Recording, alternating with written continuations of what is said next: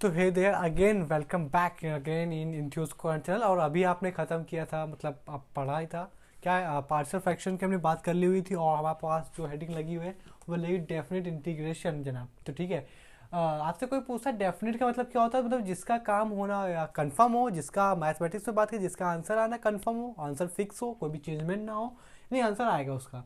लेकिन इसके पहले जो हमने पढ़ा हुआ था कि इनडेफिनेट इंटीग्रेशन क्या मतलब था, यानी इनडेफिनेट को इनडेफिनेट क्यों बोलते हैं और डेफिनेट इंटीग्रेशन को डेफिनेट इंटीग्रेशन क्यों बोलते हैं।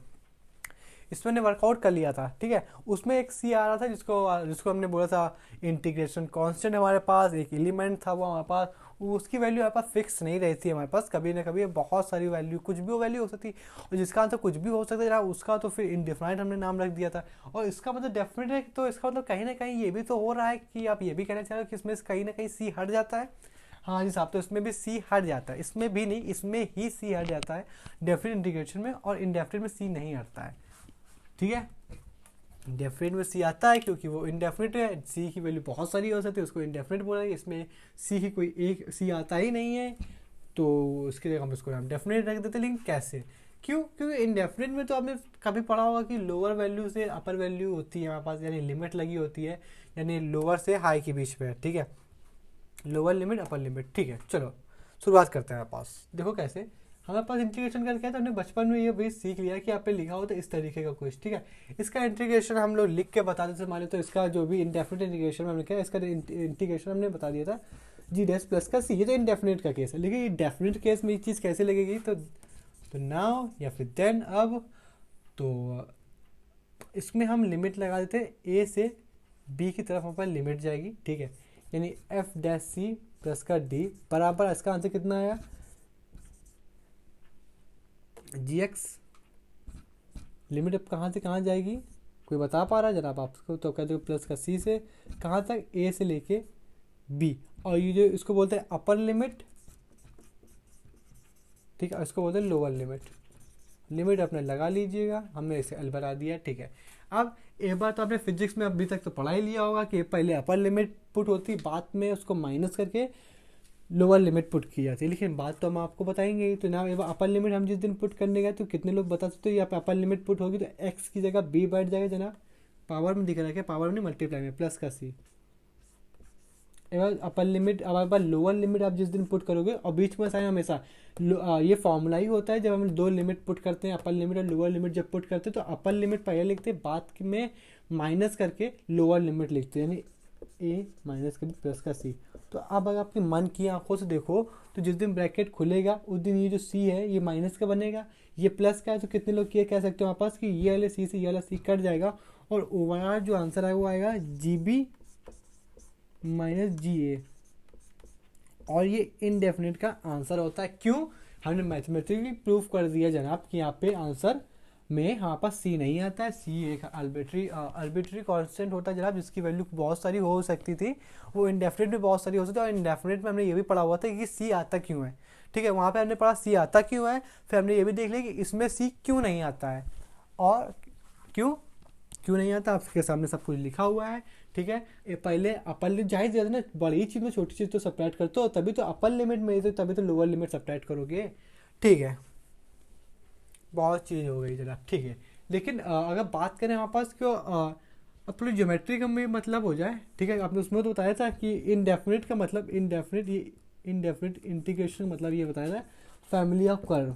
फैमिली ऑफ कर्व मतलब कितने सारे कर्व जा रहे हैं जनाब, ठीक है। हमने बताया भी था कि यहाँ पे एक ऐसी कर्व बनाते चलो, सब में एक यूनिट टेंजेंट बन के आएंगी, ठीक है, सब एक तरीके से। लेकिन डेफिनेट इंटीग्रेशन में हमारे पास ज्योमेट्री का क्या मतलब है, इसमें तो आप बातचीत करो थोड़ी। तो हमने कहा चलो ठीक है, अब आपको एक लाइव नहीं, लाइव तो थोड़ी ऑफलाइन है, मतलब खैर छोड़ो।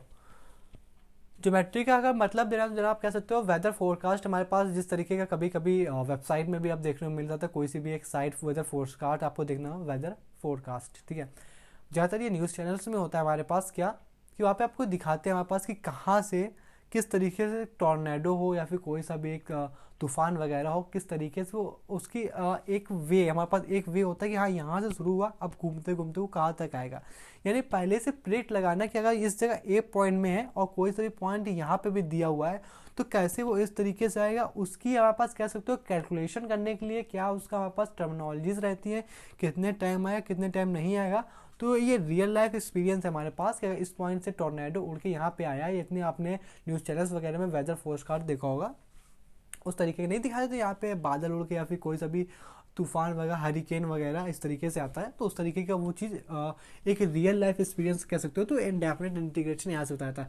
देखिए एक बार हमने ये भी बताया जब फंक्शन चैप्टर पढ़ा था, फंक्शन चैप्टर में जब लॉगरिथमिक पढ़ा था तो इसका रियल लाइफ से क्या रिलेशन है जनाब। तो कह सकते हो जब भी टेक्टोनिक प्लेट्स हमारे पास हिलती है, जैसे भूकंप भी आता है, तो उसकी जो स्केल होती है हमारे पास मीज़र करने की, उसका नाम हमें याद नहीं आ रहा अभी,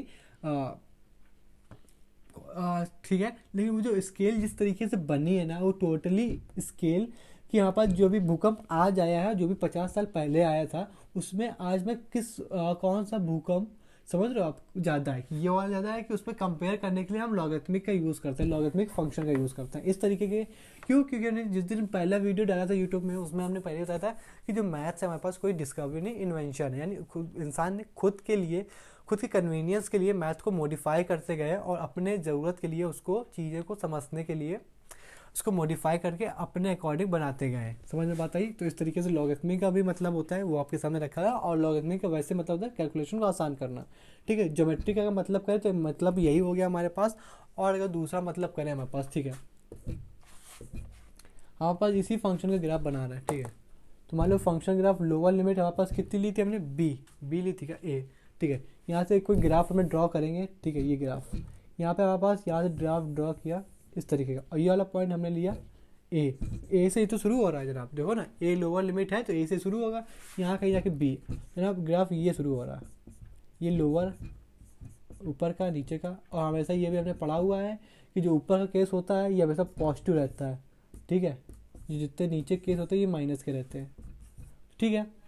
इसका एरिया ये है, इसका एरिया ये, इसका एरिया ये, इसका एरिया ये, इसका एरिया ये है, सबसे अपने अपने एरिया। चलो इसको नाम दे देते, इसका हम 1 ले लेते, इसको 2 ले लेते, इसको 3 लिया, चलो दिख नहीं रहा ना, इसको 1 लिया, इसको 2 लिया, इसको 3 लिया, इसको 4 लिया, ठीक है। अब हमारे पास हमने पढ़ा था इंटीग्रेशन मतलब क्या होता है, सम अप करना, पहला दिन याद करो, मतलब इसमें एरिया का सम अप करो। क्या कुल मिलाकर आप ये कह चलो कि इनडेफिनेट से आप एरिया निकाल पा रहे थे और इनडेफिनेट से आप कर्व के बारे में बता पा रहे थे। हाँ, कुछ ऐसा ही जो आप समझ रहे हो, हाँ सही समझ रहे हो।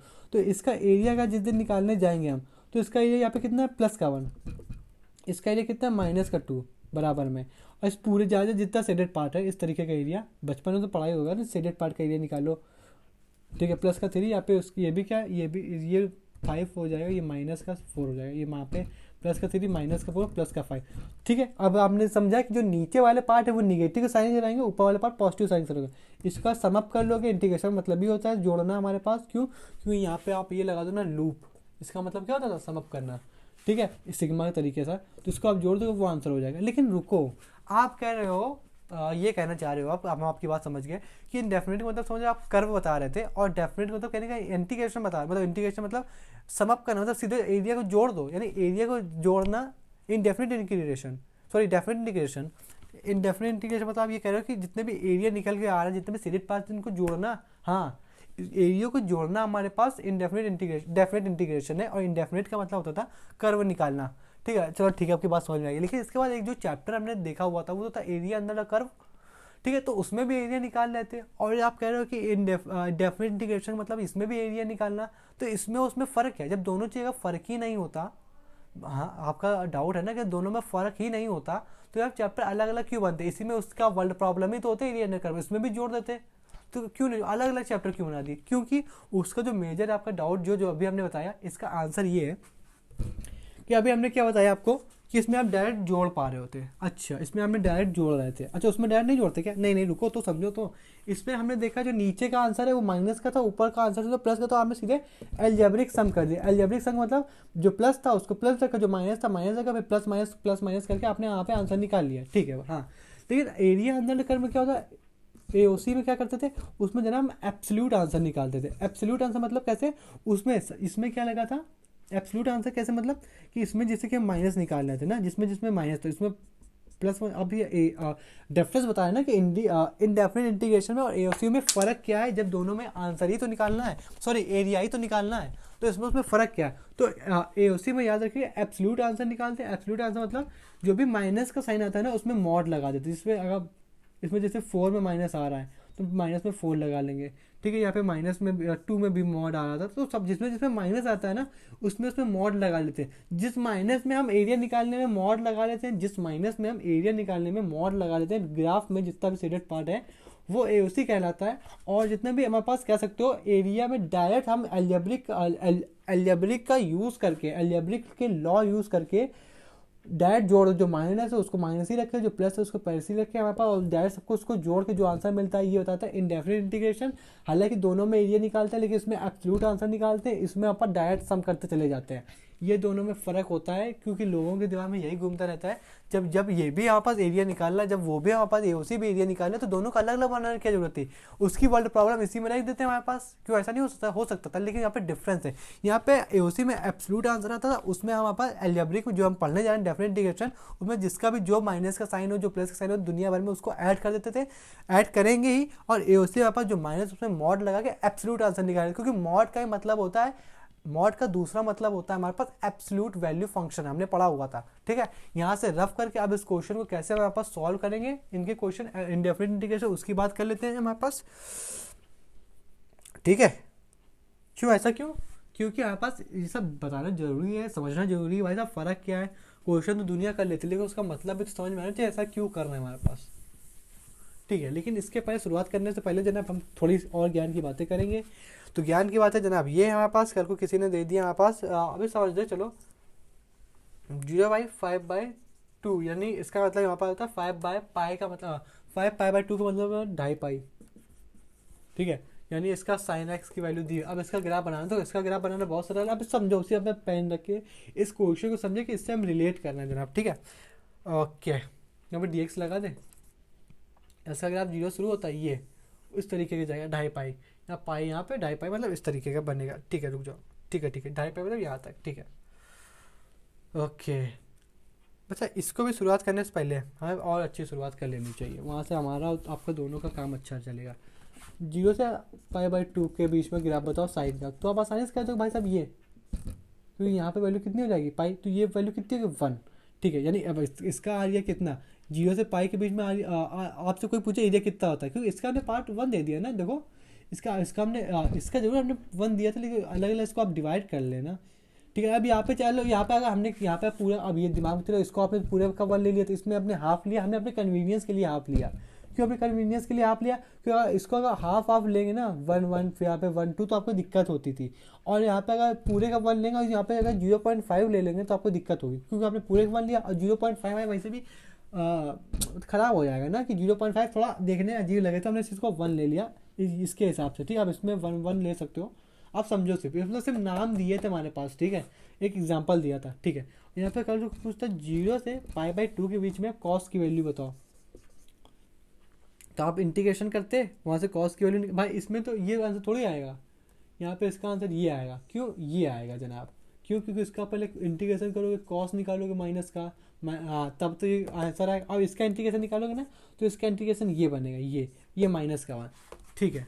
अब अगर इसकी बात करो, इसका मतलब 2.5π, ठीक है। तो हालांकि अगर यहाँ पे कितना π/2 बना, तो अलग यहाँ से ये बात समझ में आई, यहाँ पे भी अलग अलग कर लो, यहाँ पे भी अलग अलग, तो भाई है, तो ये आंसर कितना यहाँ से इसके, तो 1 1 1 1 1 1, ठीक है। यानी इसका तो ये हुआ कि ये तो इतना ही है जनाब, ठीक है। तो यहाँ पे देखो ये ऊपर वाली पार्टी कितनी बनेगी, पूरी सेम है, नीचे वाली पार्टी भी यहाँ पे 1 1, यहाँ पे भी 1 1, यहाँ भी 1 1, तो कैसे, तो ऊपर वाली पार्टी कितनी होती है प्लस होती है, यहाँ पे नीचे वाली पार्टी कितनी निगेटिव होती है, और यहाँ पे भी 1, यहाँ पे 1, यहाँ पे 1, यहाँ पे 1, तो ये वैल्यू क्या कैंसिल आउट हो जाएंगी, हाँ बिल्कुल कैंसिल आउट है, ऊपर ये प्लस का 1, तो हालांकि अब इस पूरे का एरिया कितना है प्लस का 1, बताओ हमारे साथ आपको बात समझ में आई कि नहीं आई, इतनी बात आपको समझ में आनी चाहिए, क्योंकि साइन का ग्राफ हमारे पास सिनुसोइडल ग्राफ है, जितना फिजिक्स में हमने पढ़ा था, ऊपर ट्रफ होता है नीचे क्रस्ट होता है, हाँ कि ऊपर क्रस्ट होता है नीचे ट्रफ होता है हमारे पास, ठीक है। जितना ऊपर होगा उतना ही तो नीचे का सिनुसोइडल ग्राफ है, तो अगर हमने कहा जो चीज़ एक्स एक्सिस के ऊपर रहेगी वो प्लस की रहेगी, हालांकि ये वैल्यू कैसी है, प्लस की वैल्यू है,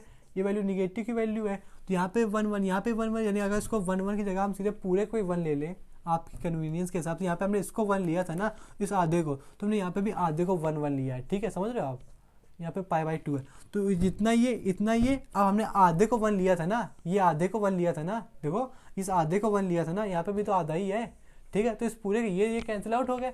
अब यहाँ 0 से लेके π/2, जिसका मतलब है 2.5 पाई, तो 2.5 पाई तक, 0 से लेके 2.5 पाई तक साइन का एरिया कितना होता है, प्लस का 1। बात समझ में आ रही गुरु, ठीक है। अब यहाँ पे आपने ये क्यों बताया कि ये ऐसा भी आपको थोड़ा सा ये ज्ञान समझ गए।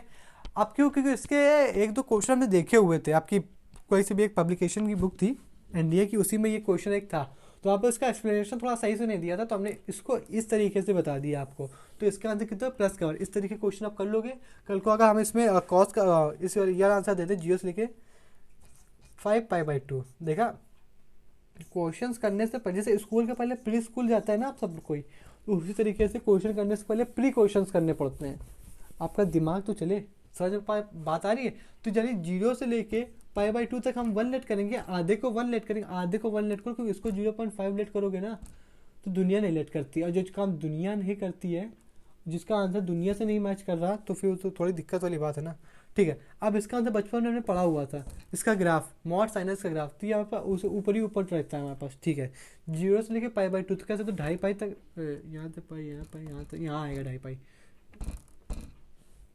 5/2। हमने बीच में हमने क्या माना, ये हमारे पास 0 से लेके π/2 तक तो 1 1 है ना, ये 1 ये 1 ये 1 ये 1 ये 1, तो ठीक है, ठीक है, 1 1 है, ठीक है, ठीक है, ऊपर ही ऊपर है तो सब प्लस होंगे।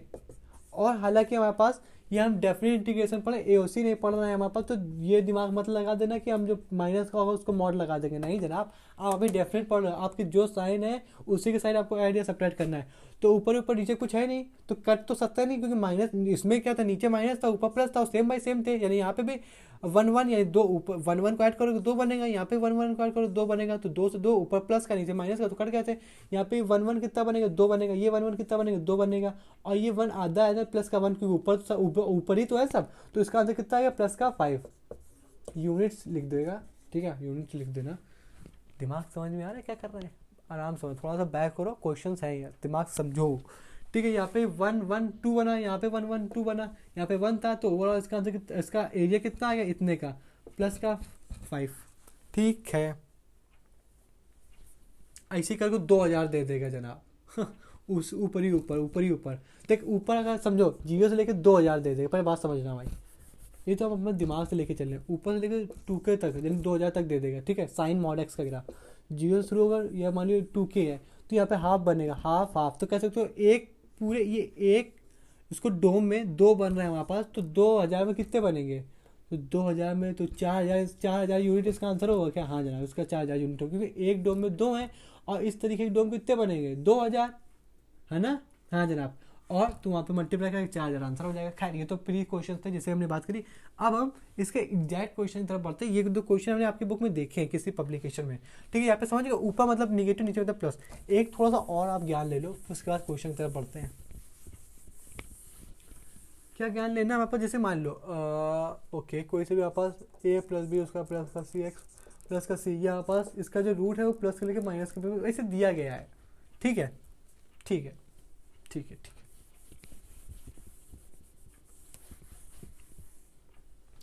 यानी इसका हमें इंटीग्रेशन निकालना है 0 से लेके 1 के बीच में, यानी ax² प्लस का bx प्लस का c। अब इसका इंटीग्रेशन कैसे करोगे जनाब, तो रुको, तो यहाँ पे ax लिए कांस्टेंट, तो इसका इंटीग्रेशन x का क्यूब डिवाइडेड बाई x3, इसका आएगा bx² प्लस का 2, इसका आएगा cx। और रुक जाओ, और अच्छी बातें याद आ गई, यहाँ पे जैसे हमने लिखा था fx, यहाँ पे dx, और यहाँ पे वैल्यू a से लेके b तक, तो अगर यहाँ पे dx के साथ क्या x है, तो ये दोनों x की वैल्यू है, ठीक है। और यहाँ पे लिखा है a के लिए ft है, यहाँ पे dt की वैल्यू है, तो ये जो वैल्यू आपको दी गई है ना, किसकी वैल्यू है, ये t की वैल्यू है। यहाँ पे जो चलेगा ना, ये वहाँ पे dx का क्या चल रहा है dx, तो ये जो पावर जो भी लिमिट है किसकी वैल्यू, x की वैल्यू। कभी यहाँ पे t हो जाएगा तो ये एक, और ये t की वैल्यू क्या हो जाएंगी, एक a हो जाएगी, एक वैल्यू b हो जाएंगी। बात समझ में आ रही है, ये सब x की, चलो ये थोड़ा ठीक है, रुक जाओ। अब हमारे पास एक बार अपर वाली वैल्यू पुट करो, एक बार लोअर वाली वैल्यू पुट करो, क्या करवाना क्या चाह रहे हो, अपर वाली करोगे, अपर की वैल्यू पुट करोगे तो आएगा a/3, अपर वाली वैल्यू पुट करोगे आएगा b/2, वैल्यू पुट करोगे तो आएगा c। अब भाई इसमें अगर जीरो पुट करने जाएगा तो ये जीरो ये जीरो ये जीरो, कुछ समय एक्स एक्स बटे मल्टीप्लाई हो जाएगा, तो ओवरऑल आंसर कितना आया, ये आया। अब ये वाला कहते हैं सी आ गया, सी आ गया, ये सी साले ये वाला सी है कांस्टेंट वाला, जो हमारे पास क्वाड्रेटिक की एक जनरल फॉर्म होती है वाला सी है, ठीक है। तो हमारे पास वहाँ पर ये इस तरीके का इंटीग्रेशन करोगे। अब एग्जैक्ट वाली बात में आते हैं, जैसे हमारे पास बात है कि 0 से लेके 1 के बीच में कोई सा भी एक ग्राफ है, ठीक है। ये मान लीजिए 0 से लेके 1 के बीच में कोई सा भी एक ग्राफ है, एक सेकंड रुक जाओ,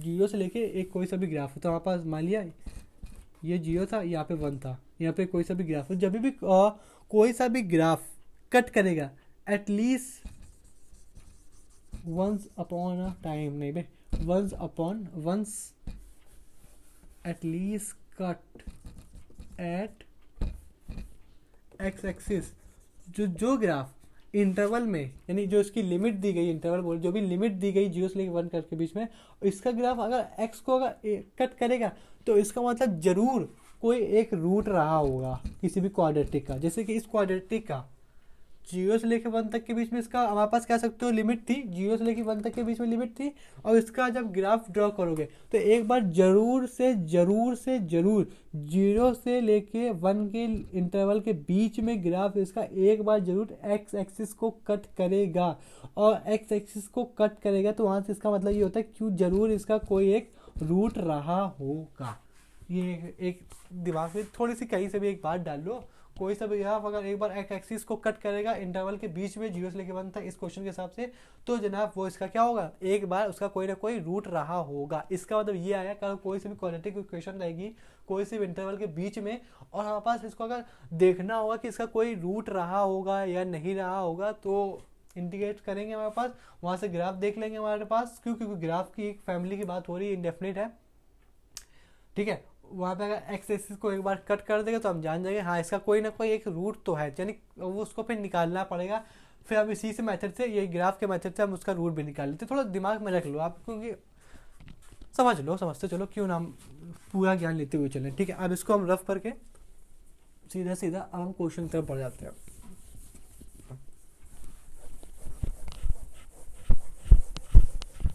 ठीक है, तो पहला क्वेश्चन आप पास लिखा हुआ है,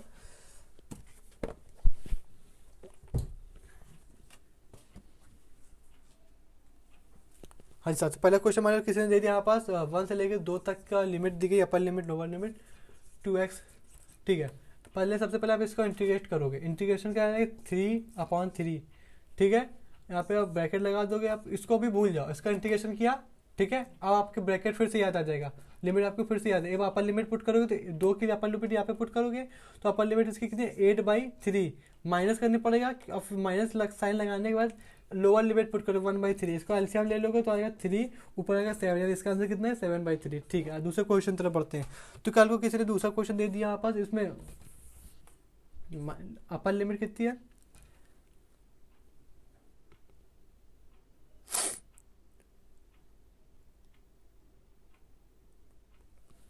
-4 से लेकर -1 के बीच में, और इसका जो क्वेश्चन दिया वो दिया 1/dx, ठीक है। अब यहाँ पे अपर लिमिट लोअर लिमिट कौन सी है, क्योंकि माइनस में साइन ध्यान से देखो, यहाँ पर ऊपर अपर लिमिट है जिसकी साइन माइनस में वैल्यू जितनी बड़ी उतनी छोटी होती है, तो ये लोअर वैल्यू लिखी, अपर वैल्यू लिखी, अंदर का इसको भूल जाओ। अब इसका इंटीग्रेशन करो, तो इसका इंटीग्रेशन है log x, ठीक है। अब वापस से याद आ जाएगा आपको -1 प्लस का -4, अपर लिमिट पुट करो।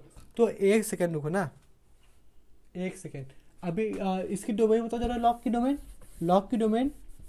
डोमेन होती है 0 से लेकर इन्फिनिटी के बीच में, यानी ये ओवरऑल कहना चाहते हैं लॉग निगेटिव लेता ही नहीं है, हाँ जी साहब। तभी तो इंटीग्रेशन शुरुआत के फॉर्मूले में आपको बताया गया था हमेशा कैसे लेके चलना है, मॉड लेके चलना है, ठीक है। जो क्वेश्चन नहीं होता डिनोमिनेटर में होता था, फिर उसको लॉग में लिख देते थे log dt, तभी तो मॉड चलता था वापस, कहीं इसके डोमेन के साथ छेड़छाड़ ना हो जाए। तो यहाँ पे अगर माइनस का बनाएगा तो मॉड इसको प्लस कर देगा, ठीक है। यहाँ पे माइनस का साइन लगाओगे, क्योंकि अपर लिमिट के बाद माइनस का साइन लगे तभी तो लोअर लिमिट पुट करोगे, ठीक है। लॉग -4, ठीक है। ओवरऑल आंसर कितना आ जाएगा, आप चाहते हो इसको एमसीक्यू में इस तरीके गिवन है, क्योंकि लॉग माइनस का भी का मतलब होता है log a/b, तो कैसे तो प्लस का 4/a 1/4, ठीक है। ये प्लस का सी अब लगाना नहीं, क्योंकि डेफिनेट इंटीग्रेशन शुरू हो गया है, ठीक है। वो हमने आपको जनरल फॉर्म बता दिया था किस तरीके से मैथमेटिकली में कि सी से सी कट जाता है और डेफिनेट इंटीग्रेशन में सी आता ही नहीं, ठीक है। तीसरा क्वेश्चन देख लेते हैं जनाब।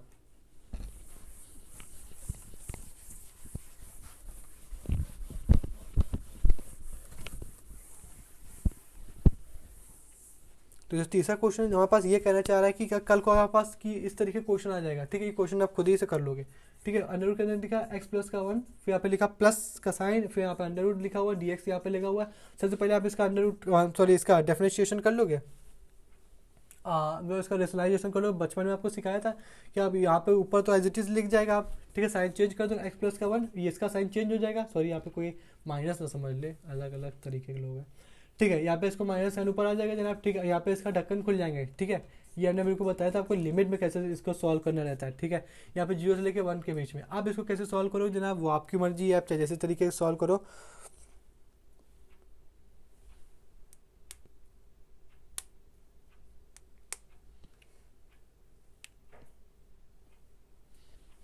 ठीक है ना, अब अलग अलग कर लोगे, चाहे वो आप चाहे पूरे में है ये, आप चाहे इसको अलग अलग लेके सॉल्व करो, चाहे इसको कहीं ना कहीं dt बनो तो dt लेके सॉल्व करो, उस तरीके से आप आसानी से सॉल्व कर लोगे। या फिर इस तरीके से और देखो, यहाँ पे ब्रैकेट तो है ही है, ब्रैकेट से x काट देंगे जनाब हमारे पास, यहाँ पे 1 बचेगा हमारे पास, ठीक है। यहाँ पे इसकी पावर कितनी है, हाफ है हमारे पास, इसकी पावर कितनी है, हाफ है। तो कैसे तो एक पावर जुड़ेगी, एक पावर कम होगी, तो हमारे पास 3/2 यहाँ बनेगा और 3/2 यहाँ बनेगा, यहाँ पे भी 3/2 बनेगा, यहाँ पे 2/3 बनेगा हमारे पास। उस तरीके से आप कर लोगे, आखिरी में लिमिट पुट कर दीजिएगा, आंसर बन जाएगा।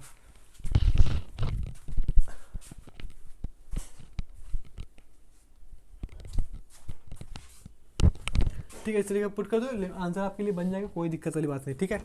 इस टाइप का क्वेश्चन भी कर लोगे, टाइप्स ऑफ क्वेश्चन पर बढ़ना है, ठीक है ठीक है ठीक है ठीक है ठीक है ठीक। अब कल को हमारे पास एक सेकंड टाइप क्वेश्चन देख लेना, या फिर लिमिट आपसे पूछेगा, ठीक है। उस टाइप के क्वेश्चन कैसे करने रहेंगे, ठीक है। क्वेश्चन वाले ने कह दिया आपके पास कि लिमिट हमारे पास है 0 से लेकर 1 के बीच में, उसमें इंटीग्रेशन करना है 3x² का प्लस का 2x और प्लस का k, यहाँ पे dx लगा दो एज यूजुअल, ठीक है, बिल्कुल सही। और यहाँ पे बराबर 0 दिया गया है, find the value of k, आपको k की वैल्यू फाइंड करनी है, ठीक है। इसकी वैल्यू आपको फाइंड करनी रहेगी। सबसे पहले इसका इंटीग्रेशन करना पड़ेगा। जिस दिन आप इसका इंटीग्रेशन करने के तो कह सकते हो हमारे पास, अभी आप लिमिट को भूल जाओ तो कह सकते हो यहाँ पे 3x का क्यूब बनेगा, एक जुड़ेगा, एक नीचे भी जुड़ेगा, 2 यहाँ पे 2 का स्क्वायर, डिनोमिनेटर में भी 2, तो कैसे तो 2 से 2 कट जाएगा। और यहाँ पे k है, तो यहाँ से एक लर्निंग स्टेप देख लेगा, जब भी कांस्टेंट होगा तो कांस्टेंट यहाँ कितना लगेगा, x लग जाएगा बराबर में 0।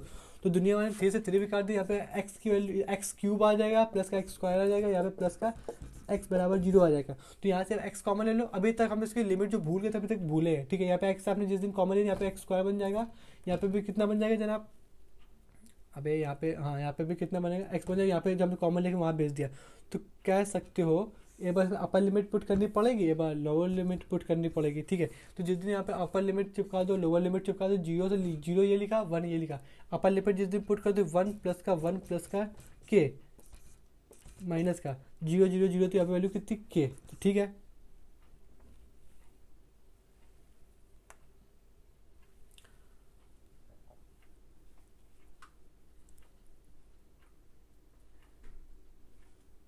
एक सेकेंड, यहाँ पे अगर उसको सॉल्व ना करो तभी तो दिक्कत हो जाएगी यार, ठीक है। आप इसको सॉल्व मत करो, आप इसको डायरेक्टली रहने दो, ज़्यादा सॉल्व मत करो, नहीं तो यहाँ पे दिक्कत हो रही है, यहाँ पर उसको और लंबा जाएगा, ठीक है। जिस दिन यहाँ पे पुट करने जाओगे आप, उस दिन कहना चाह रहे हो कि यहाँ पे लिमिट आ जाएगी 0 से लेकर 1 तक, और यहाँ पे वैल्यू पुट करोगे तो ये वैल्यू 1 देगा, ये वैल्यू 1 देगा, ये वैल्यू 1 देगा, तो 2k आ जाएगा। अपर लिमिट की वैल्यू कितनी आएगी, 2k, ठीक है। और यहाँ पे 0 जिस दिन पुट करोगे तो ये भी पार्टी भी 0 मिलेगी, यहाँ से भी 0 मिलेगा, यहाँ से भी 0 मिलेगा, माइनस का 0 देगा, ठीक है। तो ओवरऑल आंसर कितना है, बराबर का 0, ठीक है। अब अगर 2 बराबर, अब ये 2 उधर ट्रांसफर कर दो 0 बराबर, तो k की वैल्यू कितनी आ जाएगी, माइनस का 2,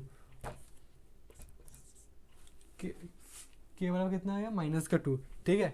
यहाँ पे जो चीज़ समझनी थी, अगर कांस्टेंट का इंटीग्रेशन करने जाओगे तो उसके कांस्टेंट के आगे जिसकी वैल्यू पूछी गई है उसके आगे एक बार x लग जाएगा। फिर उसके बाद आपको ज़्यादा सॉल्व नहीं करना है, जैसे एक बार इंटीग्रेशन हो गया उसके बाद जैसे सॉल्व नहीं करना, इंटीग्रेशन जैसे हो गया, अपर लिमिट लगा दिया, लोअर लिमिट लगा दिया, एक बार अपर लिमिट पुट कर दी, एक बार माइनस लगा के लोअर लिमिट पुट कर दी, वहाँ से इसका आंसर कितना है, माइनस का 2 आया। अब हमारे पास वो वाले क्वेश्चन देख लेते हैं जब हमारे पास डायरेक्ट हमारे पास उसकी जो भी लिमिट है ना, लिमिट की डायरेक्ट वैल्यू पूछता है इंटीग्रेशन के अंदर, ठीक है। जैसे कि हमारे पास पहला ही क्वेश्चन है, तो इसकी जगह और थोड़ा अच्छा सा क्वेश्चन लेते हैं हमारे पास, ठीक है।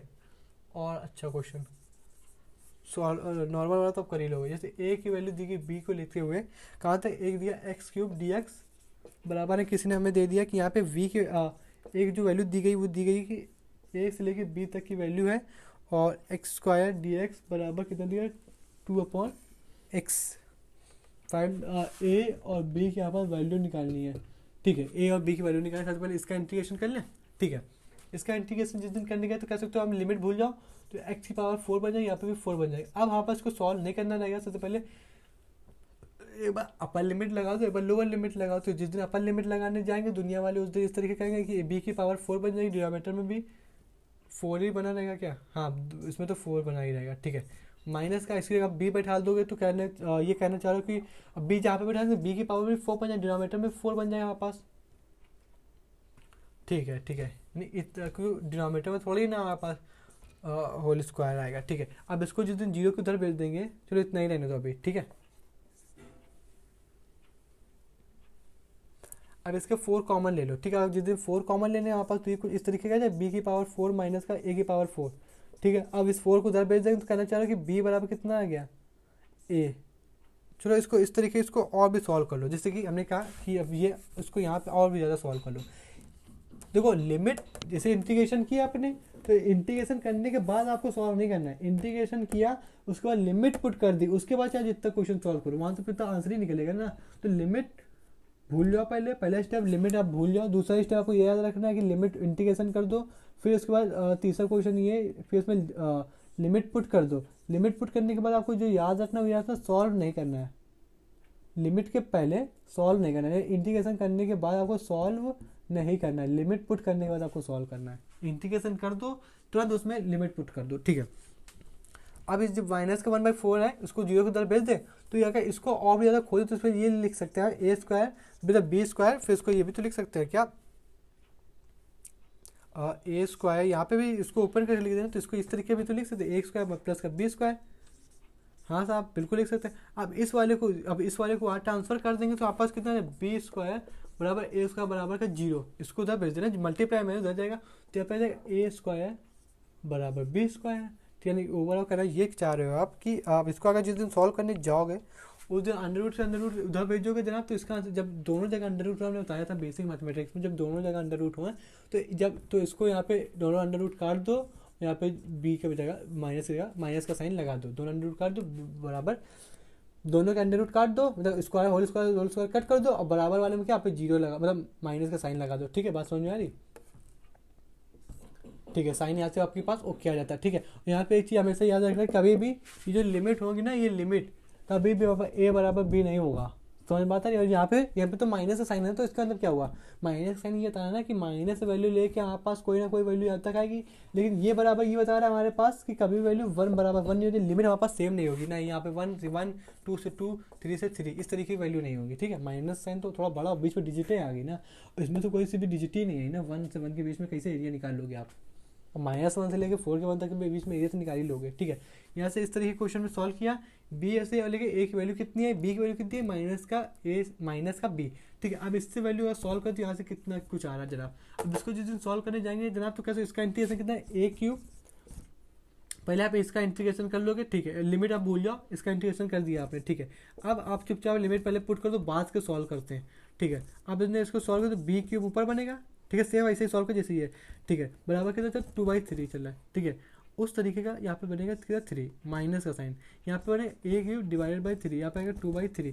तो कैसे तो एलसीएम ले लेंगे, 3 से 3 कट कर देंगे, वहाँ पर ऊपर कितना बनेगा ए क्यूब प्लस का बी क्यूब बराबर का 2। अच्छा ठीक है, यहाँ पे हमारा जो इक्वेशन है वो ए क्यूब बराबर बी क्यूब की आई है। अब बी बराबर वैल्यू कितनी माइनस का ए, तो कैसे तो यहाँ पे बी क्यूब की जगह वैल्यू कितनी आ जाएगी माइनस का ए क्यूब। तो ओवरऑल ये कहना चाह रहा है कि माइनस का 2 का क्यूब बराबर 2। ठीक है, ये से एक कट गया तो ये कहना चाह रहा जनाब कि यहाँ पे आंसर कितना है, ए की वैल्यू कितनी है माइनस का 1। अगर ए की वैल्यू माइनस का 1 है तो यहाँ पे इसकी वैल्यू पुट कर देंगे तो बी बराबर कितना आ जाएगा प्लस का 1। ठीक है, यहाँ से इसका आंसर निकाल लिया। ठीक है, यहाँ पे आप समझ ही गए होंगे हमारे पास क्या किया हमने। ठीक है, बेसिक्स था, कुछ नहीं किया हमारे पास। यहाँ पे जो भी टर्मिनोलॉजीज थी वो स्क्वायर करते आप थोड़ा सा वीडियो रिवाइंड बैक कर लीजिएगा, आपको समझ में आ जाएगा। ठीक है, फिर आगे तरफ क्वेश्चन देख लेते हैं हमारे पास।